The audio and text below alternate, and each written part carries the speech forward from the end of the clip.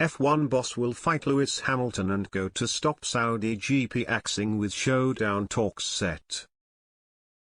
Lewis Hamilton and other F1 drivers were reportedly desperate for last weekend's race to be cancelled after a bomb blast near the track, but Stefano Domenicali will supposedly fight back on any attempts to have the Saudi Arabia Grand Prix taken off the calendar for good. There were genuine concerns in the paddock on Friday after a Houthi missile attack on an oil facility a little over 10 miles away from the track. F1 officials held an emergency meeting with drivers and team bosses late into the night on Friday to discuss plans going forward.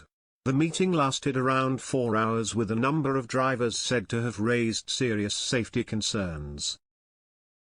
But Domenicali made assurances that all was well, and it was confirmed late in the day that both qualifying and the race would go ahead as planned. Toto Wolff said, "It was a good meeting.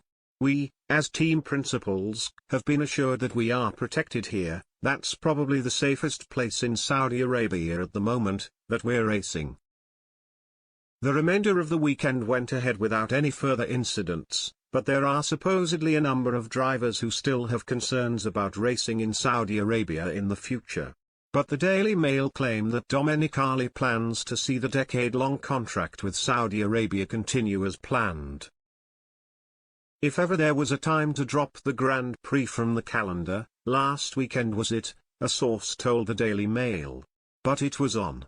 That shows there is a strong commitment from F1 to keep the race.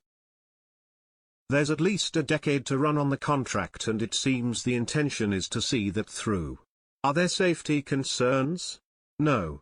Is it thought more can be done in terms of human rights? Yes. F1 gets £50 million a year from the Saudis to host the event in Jeddah, with the track making its debut on the sports calendar last year. Speaking in December last year, Hamilton hit out at Saudi Arabia's LGBTQ+ laws, describing them as terrifying. "As I said at the last race, I feel that the sport and we are duty-bound to make sure that we try to help raise awareness for certain issues that we see, particularly human rights, in these countries that we're going to," he said. "With the utmost respect for everyone that's here, I've so far had a warm welcome from the people on the ground. I can't pretend to be the most knowledgeable or have the deepest understanding of someone that, particularly, has grown up in the community here that is heavily affected by certain rules and the regime. Do I feel comfortable here? I wouldn't say I do. But it's not my choice to be here. The sport has taken a choice to be here. Whether it's right or wrong, I think whilst we are here, again, I feel like it's important that we do try to raise awareness. So in the last race, for example, you saw the helmet that I wore. I will wear that again here and in the next race because that is an issue and is a law.